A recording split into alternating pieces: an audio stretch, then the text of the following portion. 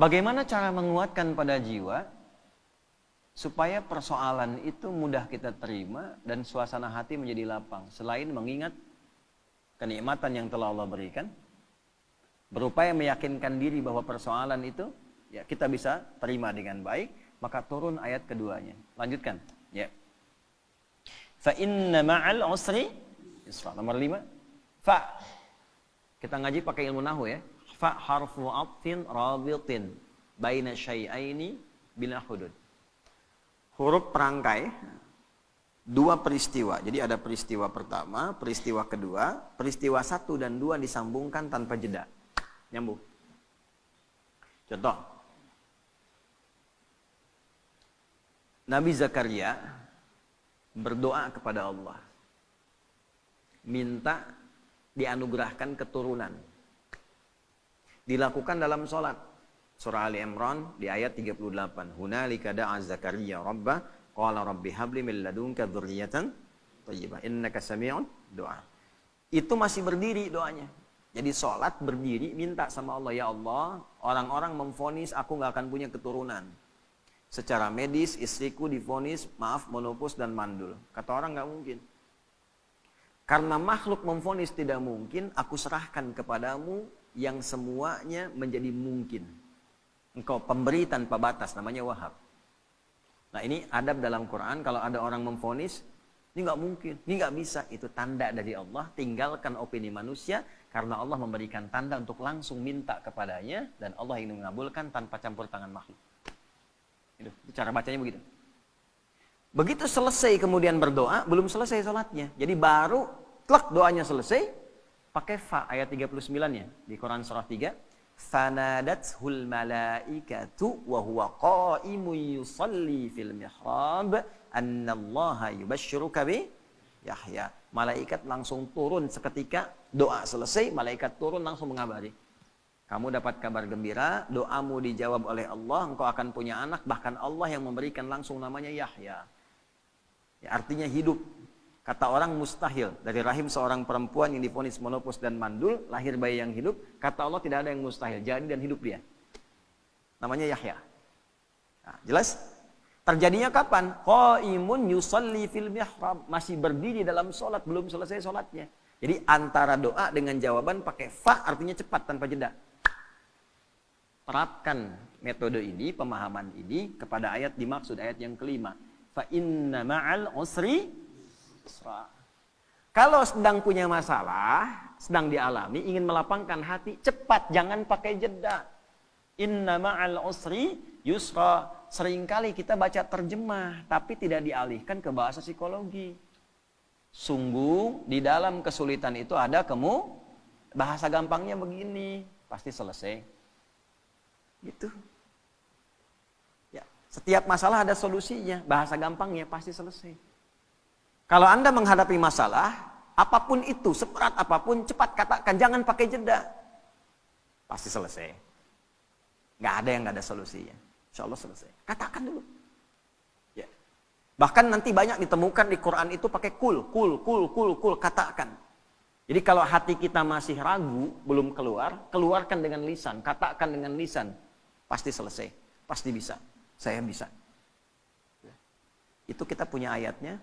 Yang praktekkan orang Jepang, orang Korea. Dulu tahun 96-97 itu ada acara di TPI, ya Benteng Takeshi namanya, ya Benteng Takeshi itu yang pakai tank tembak-tembakan itu. Begitu mau menaklukkan bentengnya itu, kan langsung itu pemandunya mengatakan, kamu bisa, kamu bisa, kamu bisa. Dipakai itu tuh. Ya. Lalu Korea melihat anak-anak TK di Korea itu disandingkan dengan kemajuan Jepang. Dibawa ke suasana penjajahannya, dibawa di dunia edukasi, diambil di dunia positif. Jadi begitu masuk, sebelum masuk kelas, harus mengalahkan Jepang. Kita bisa, kita bisa. Akhirnya sampai sekarang terjadi. Ya, Jepang bikin Honda, ya Korea bikin Hyundai. Hyundai bacanya Hyundai. Kemudian sana masuk Piala Dunia, ini pun mesti masuk Piala Dunia. Sekarang kita impor pelatihnya gitu kan. Maju sekarang. Itu cuma satu kalimat, cuma satu ayat di Quran, inna ma'al usri. Pasti bisa.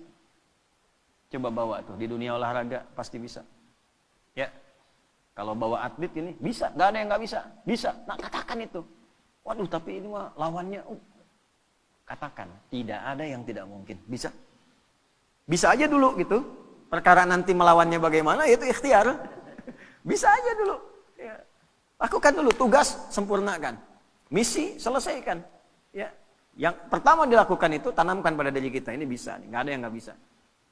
Nah, itu seorang muslim begitu. Dan itu digunakan sifat ta'zimun nafsi. Bahasa bebasnya gini, kamu masih nggak yakin dengan saya? Katanya iman. Kau beriman sama saya, tapi ragu dengan ketentuan saya. Berarti kurang sempurna imannya. Ya. Nah, kalau masih ragu, dikuatkan yang kedua. Ini bukan pengulangan, di Quran nggak ada pengulangan. Kaidahnya berbunyi begini, takkidun lima'nan jadid, taksisun lima'nan jadid. Jadi kalau ada seperti diulang, itu sebetulnya penguat kepada makna yang baru, beda dengan yang sebelumnya. Contoh di surat Ar-Rahman itu, fabi ayyi ala'i rabbikuma tukadziban. Berapa kali disebutkan itu? Itu bukan diulang, karena fabi ayyi ala yang kedua beda dengan yang pertama. Fabi ayyi ala yang ketiga beda dengan yang kedua dan yang pertama. Itu dahsyatnya Quran. Nanti kalau sudah masuk surat Ar-Rahman itu, ya kita coba bisa bahas dari satu sampai yang terakhir itu. Itu antara satu, kedua, ketiga sampai ke terakhir beda semua. Ya. Nah, ini yang kedua, seakan-akan kita menemukannya seperti pengulangan. Satu, fa inna ma'al usri yusra. Dua, inna ma'al usri yusra. Bagaimana menerjemahkannya? Ya, katakan pada dirimu, masalah ini pasti selesai. Tidak ada masalah yang tidak ada solusinya. Kalau kamu belum yakin juga, nah, tegaskan pada jiwamu, pasti selesai. Gitu. Jelas? Tidak. Kalau belum yakin juga, tegaskan pada jiwamu. Innama, pakai taukid lagi. Ya, gini, pakai ilmu alatnya. Alatnya namanya di i'rab. Inna harfu nasbin wa taukidin tansibul isma wa tarfa'ul khabara mabniyun 'alal fathi la mahalla lahu minal i'rabi. Ya, paham? Tidak. Inna harfu nasbin wa taukidin. Huruf nasab. Apa itu nasab? Kalau belajarnya di nahwu sampai di harokat saja. Huruf yang menjadikan kalimat itu berharokat fathah. Kalau jamak pakai kasrah. Kalau kita ngajinya pakai balaghah, nasab itu ungkapan menanamkan sesuatu dengan kuat tanpa goyah. Nasabar rajulu asahu fil ardi. Seseorang menancapkan tongkat di bumi, di tanah, tidak goyah, kuat. Kalau ada kalimat pakai inna di depannya, artinya tancapkan informasi itu dalam hati, jangan pernah ragu. Fa inna ma'al usri yusra, cepat tancapkan dalam hatimu, pasti selesai. Pasti selesai. Tapi ya Allah, kapan selesainya? Tancapkan di hatimu. Yang kedua muncul, pakai taukid.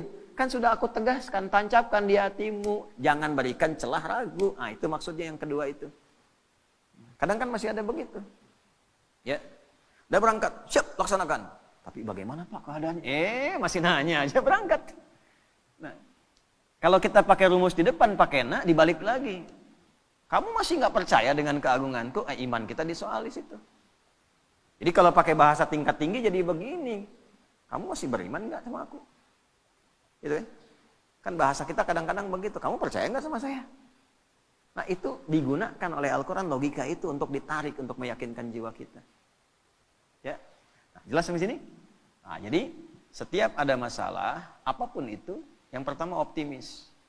Ini bisa dilakukan. Ini selesai. Ini ada solusinya. Jelas?